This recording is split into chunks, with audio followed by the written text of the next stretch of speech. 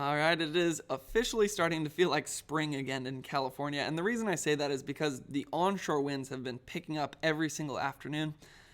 So I started to dive into the science of why this was happening, and it turns out it's pretty interesting. So I'll try to just explain it here really quickly.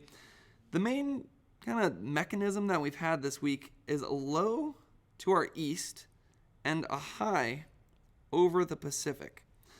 Now you have to think about what the isobars are doing around these two features. So here we have our high, and we'll do one more line here for the low. So around the high, our winds are spinning clockwise. This is because it's in the northern hemisphere. It has to go into the Coriolis force. I'm not going to dive into that in this video. I've done that in a previous video. But the low is spinning the opposite direction. The low is spinning counterclockwise.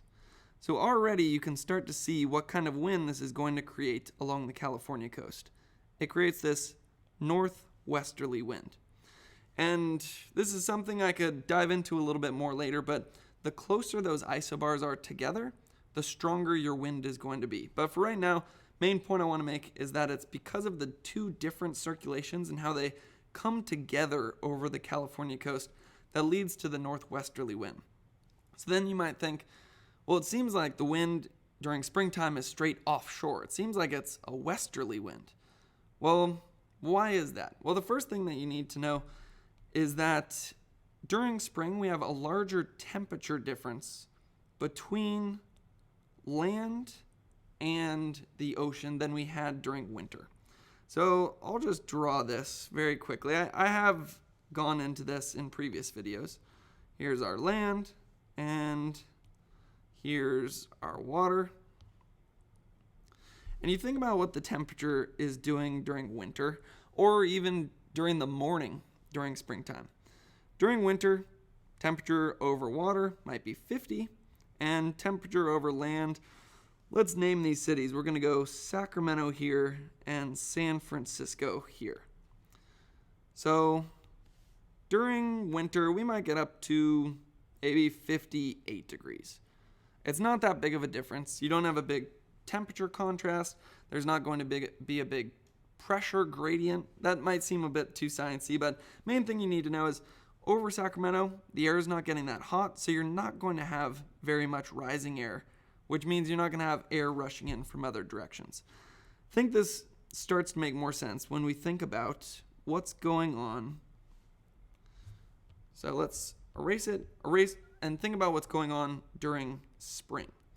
So let's maybe increase our temperature of the ocean by 2 degrees. Any surfers out there know the water stays pretty cool all spring and even summer long. Label our little places again. During spring, in the morning, it might still be 55.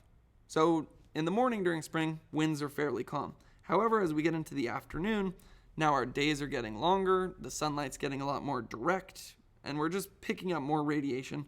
So all of a sudden, Sacramento is 80 degrees. Now what's going to happen there is the air above Sacramento is going to heat up, it's going to become less dense, and it's going to rise. Now you can't just have a vacuum at the surface, so some air has to fill in from somewhere else. Turns out that air is going to come, cool air.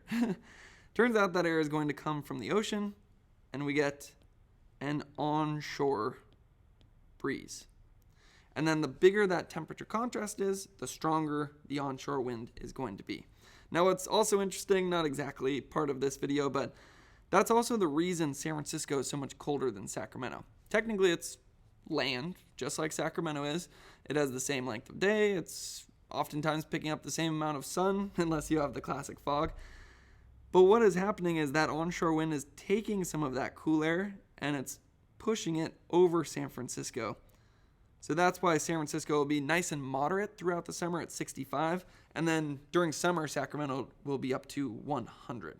So that's why this wind that did look northerly or northwesterly does end up turning into an onshore wind.